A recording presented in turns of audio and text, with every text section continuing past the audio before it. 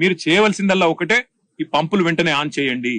మీరు అనవసరంగా రాజకీయాల జోలికి పోయి రాజకీయంగా కేసీఆర్ గారిని బదనాం చేయాలనే ఒక చిల్లర ప్రయత్నం ఏదైతే మీరు చేస్తున్నారో ఇప్పటికే అవన్నీ కొట్టుకపోయినాయి గోదావరి వరదలో. ఇవాళ మీరు ఏమైతే అడ్డమైన మాటలు మాట్లాడినరో అవన్నీ తప్పుడు ప్రచారాలని చెప్పి ప్రజలకు అర్థమైపోయింది. అందుకే మేము అనేది, మీరు చేస్తారా పంప్ హౌస్ చాలు చేస్తారా చెయ్యరా తేల్చి చెప్పండి.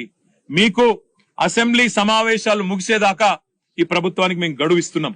ఆగస్టు 2కు అసెంబ్లీ సమావేశాలు ముగుస్తా ఉన్నాయి.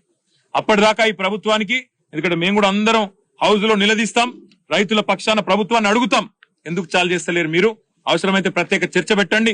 లక్షలాది ఎకరాలకు సంబంధించిన ఎకరాలకు ఆయకట్టు నీళ్ళిచ్చే ప్రాజెక్ట్ ఇది.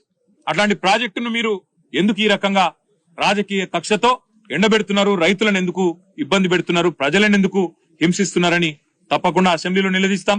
ఆగస్టు 2 దాకా వేచి చూస్తాం. మీరు గనక ఆగస్టు 2 లోపల నిర్ణయం తీసుకొని పంపులు ఆన్ చేయకపోతే, నీళ్లు ఎత్తిపోయడం ప్రారంభించకపోతే 50,000 మంది రైతులతో మేము మా కేసీఆర్ గారి నాయకత్వంలో, మా పార్టీ నాయకత్వంలో మేమే వస్తాం, పంపులు మేమే ఆన్ చేస్తాం, రైతులకు ఎట్లా నీళ్ళు ఇయ్యాలో చూపెడతామని చెప్పి కూడా మా పార్టీ తరఫున చెప్తా ఉన్నాం.